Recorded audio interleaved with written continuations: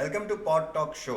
Branding અને marketing એક એવી વસ્તુ છે કે જે આજે કોઈ બી કંપની માટે એની બ્રાન્ડિંગ અને સ્ટ્રેટેજીની જે વાત છે એ એક અભિન્ન અંગ થઈ ગયો છે. જો બ્રાન્ડિંગ નથી તો તમે માર્કેટમાં કશે સ્ટેન્ડ નથી કરતા.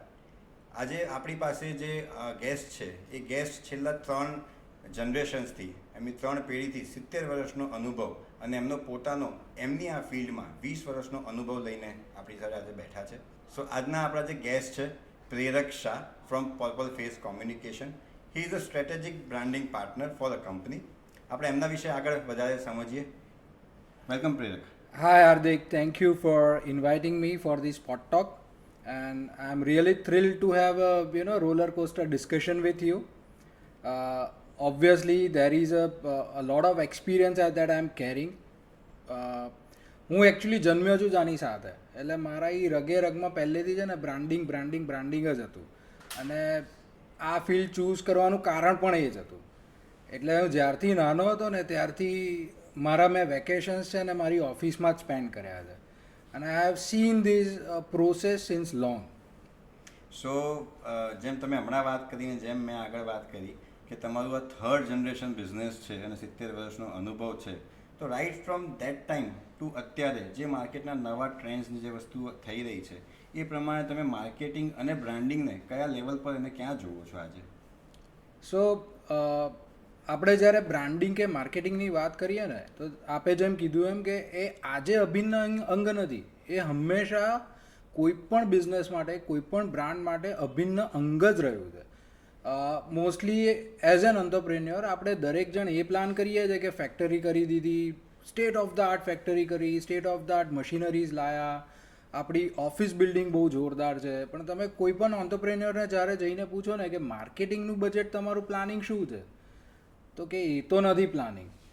સરસ પ્રોડક્ટ બનાવી દીધી, માર્કેટ બનાવ્યા પછી એને માર્કેટમાં વેચવા માટે you have to go to people, you have to go to mass, અને એના માટે લોકો સુધી અવેરનેસ ક્રિએશન કર્યા પછી let them decide whether they want to buy your product or not.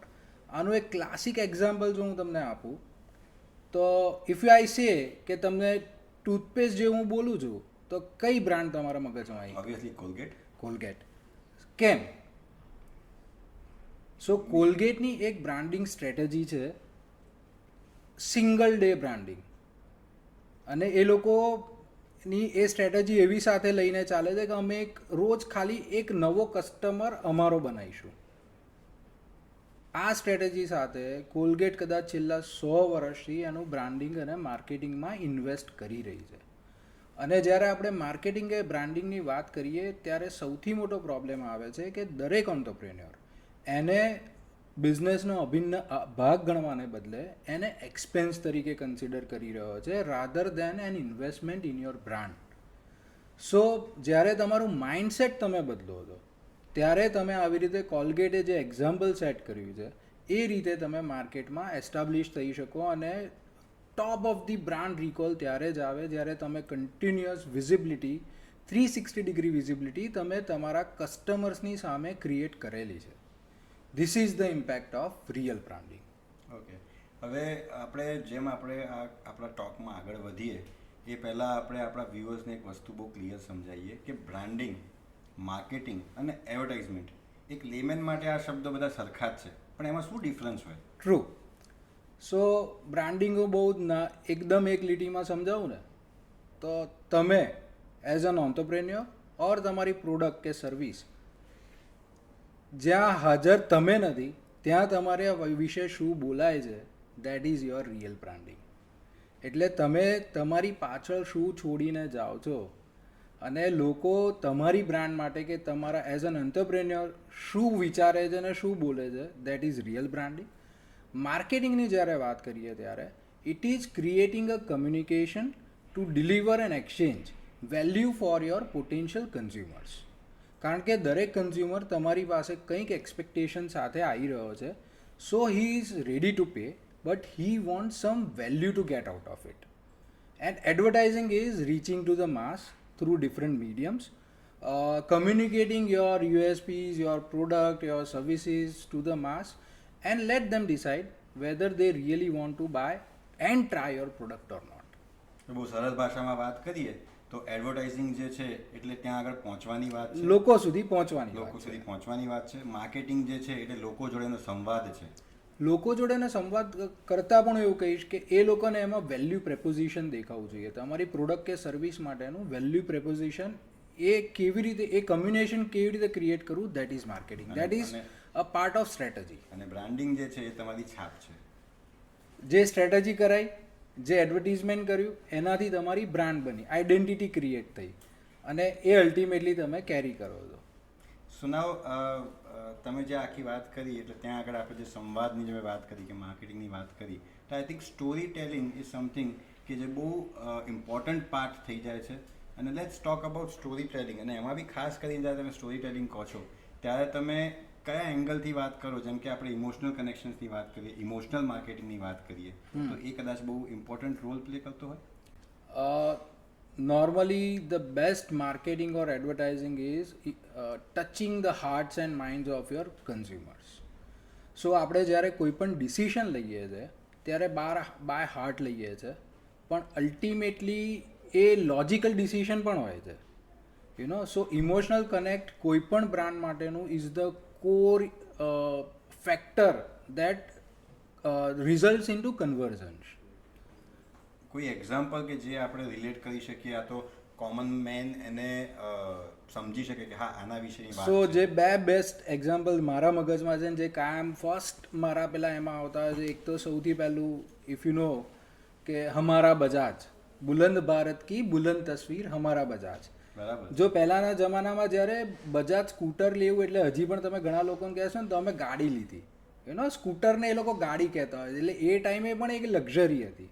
અને એની જોડે આપણી બાળપણની બહુ બધી બચત કરીને આપણે, સપોઝ મારા ફાધરે સ્કૂટર ખરીદ્યું, એને રોજ સાફ કરે છે, એ અમને એના ઉપર ફરવા લઈ જતા હતા, અમે અહીંયા આ જગ્યાએ ગયા હતા, ફલાણું ગયા હતા, lot of stories are that. And that connection, you know, દરેક જણ પોતે એવું ફીલ કરતો હતો કે હમારા Bajaj, that is the important emotional connect with your brand. એવું બીજું જે એક્ઝામ્પલ છે જે આપણી બાળપણની યાદો હજી પણ તાજી કરી દે છે, એવું છે મેગી જોડેનું એક્ઝામ્પલ. 84માં જ્યારે મેગી લોન્ચ થઈ ત્યારે તો આવું કોઈ ફૂડ જ નહોતું. અને the best thing that Maggi has launched, you know where actually they started their marketing from? ના. So 84માં Maggi started their marketing from schools.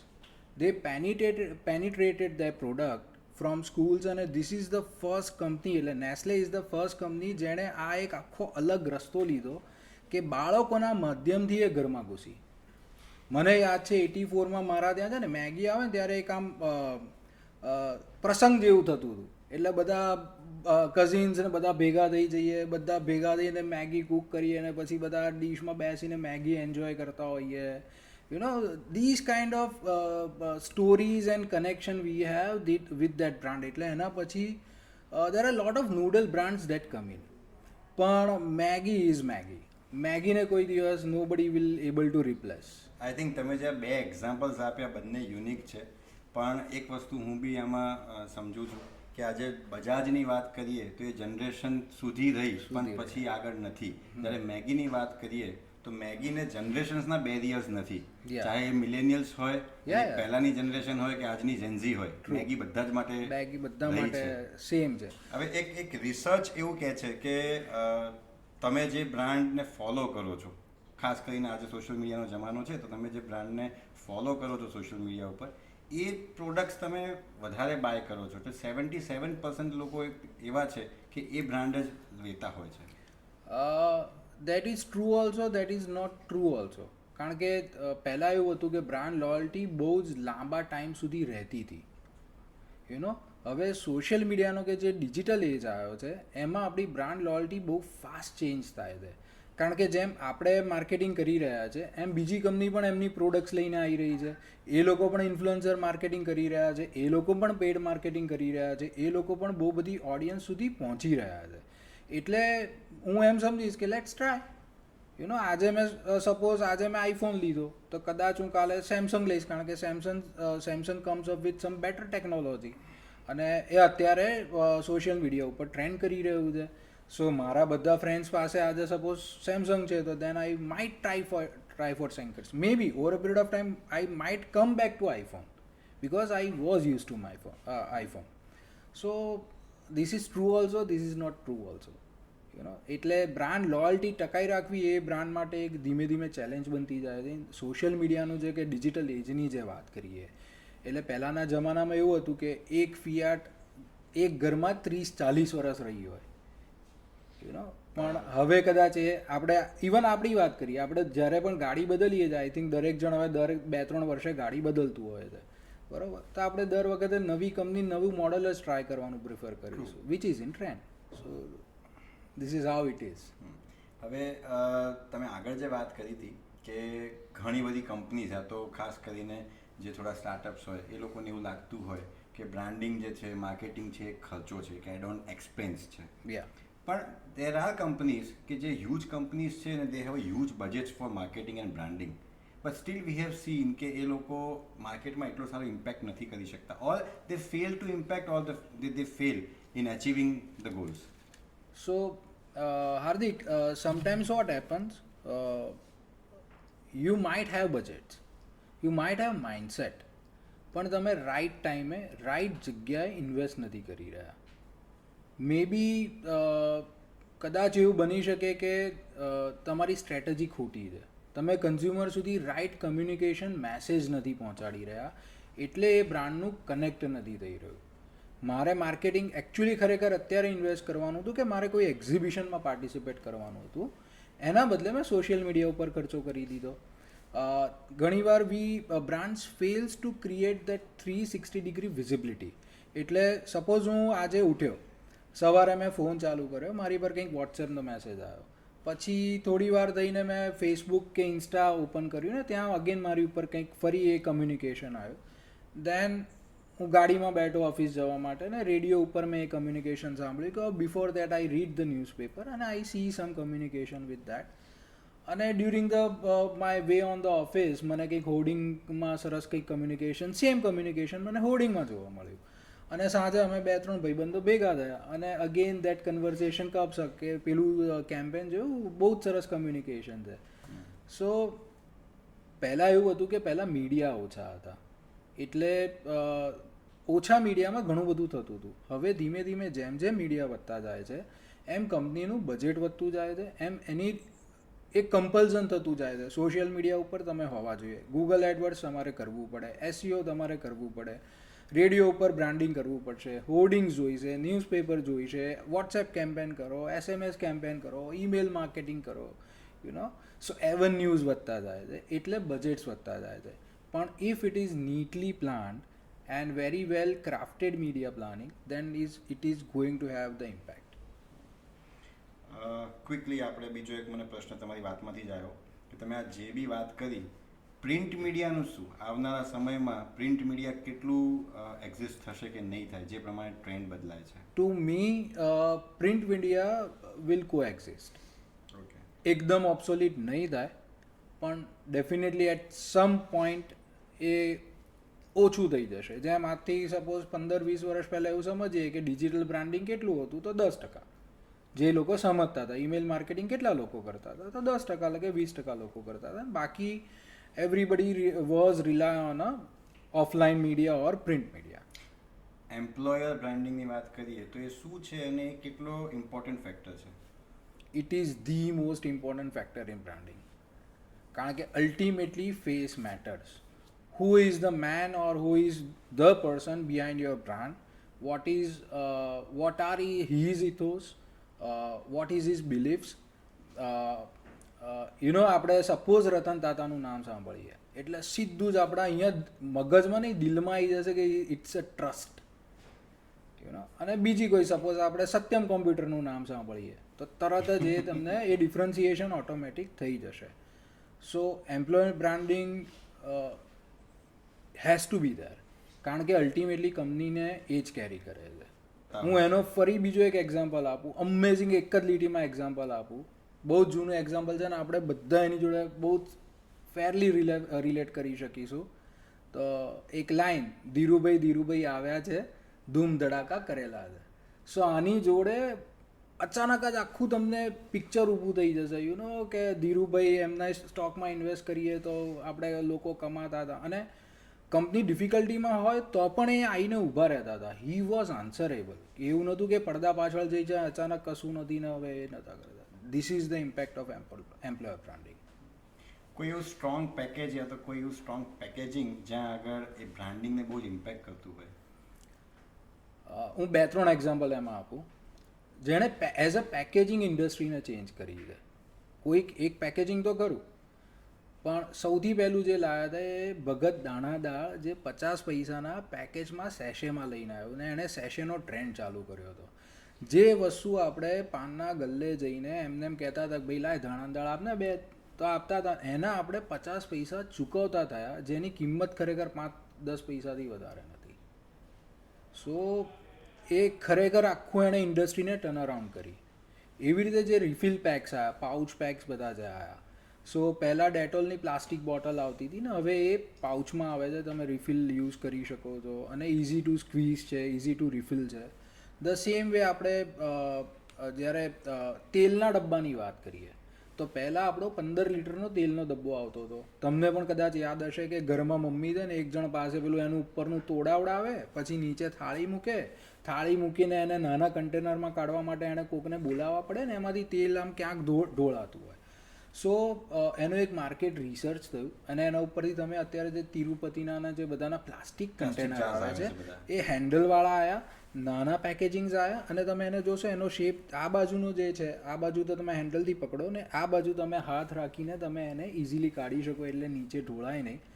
અને this is how the packaging actually works. એટલે આવા જે ઘણા બધા એક્ઝામ્પલ્સ છે પણ these are the 3 major examples which has actually change the industry. કોઈ એકદમ બે ક્વિક ટિપ્સ અને ટ્રિક્સ કે જે તમે સ્ટ્રોંગ બ્રાન્ડિંગ માટે આઈડેન્ટિફાય કરી શકાય? For branding I will always advise everyone, first of all have patience, have passion and have consistency. થોડું કરો પણ કન્સિસ્ટન્ટ કરો. ભલે તમારી પાસે 5 લાખનું બજેટ નથી, 50 લાખનું બજેટ નથી કે 5 કરોડનું બજેટ નથી, 50,000નું બજેટ છે ને ભાઈ, તો કન્ટિન્યુઅસ એને તમારી બ્રાન્ડમાં ઇન્વેસ્ટ કરો. એ એસઆઈપીની જેમ 5 વર્ષે 10 વર્ષે ઉગી નીકળશે. Have faith in your self, in your brand. Quick rapid fire round રમીએ આપણે. હું તમને અમુક ક્વેશ્ચન્સ પૂછું, મને ફટાફટ તમે શોર્ટ્સ જવાબ આપણે લઈશું એમાં. So few valuable brands world wide. Apple, Amazon, even Amul has make a big impact in so many countries. Tata is always there. Nike. So lots of brands are there. One Indian brand that made strong mark and branding. Amul, definitely Amul. એ ઘરે ઘરે છે. બ્રાન્ડિંગની વાત કરીએ તો one myth about branding. It's an expense. It's an expense.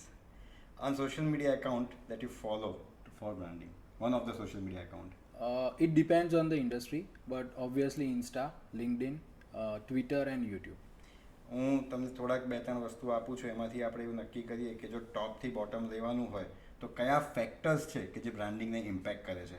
Colour, content, face અને message. Face, message and content more or less both the same things, and then color. Okay. Yeah. Which feeling you carry with the brands, like તમે પહેલા જ વાત કરી છે, Tata, Trust. Amul. Tata trust. Tata Trust. Amul is go to brand and obviously my brand, me too brand. દરેક વસ્તુમાં અમૂલ તો હોય જ, મારી પોતાની બ્રાન્ડ છે. Reliance invest. Mahindra. Strength. Dabur again is that Ayurvedic that feels that come with that. Royal Enfield is again strength and macho image and that thing. Airtel convenience brand that always think about the consumers. Britannia again my childhood memories brand. Yeah. The topmost social media platform for branding. Obviously again Insta, Twitter, YouTube and LinkedIn. For B2B obviously LinkedIn. I think તમે જે પણ અત્યાર સુધીની આપણી વાતોમાં જે બી તમે બધા ઇન્સાઇટ્સ આપ્યા છે કે જે બી વાતો કરી છે અને ખાસ કરીને બ્રાન્ડિંગની જે આપણે વાત કરીએ છીએ તો બજાજની વાત થઈ ને મેગીની વાત થઈ, ઇમોશનલ એટેચમેન્ટ બ્રાન્ડિંગ જોડેની વાત થઈ. આપણા વ્યૂઅર્સ અને આપણા જે બી લિસનર્સ છે એ લોકો માટે બહુ જ કદાચ ઇન્સાઇટફુલ રહેશે. થેન્ક યુ પ્રેરક four Bing part of this. Yeah, thank you. thank you for inviting, and I really enjoyed it, and thank you.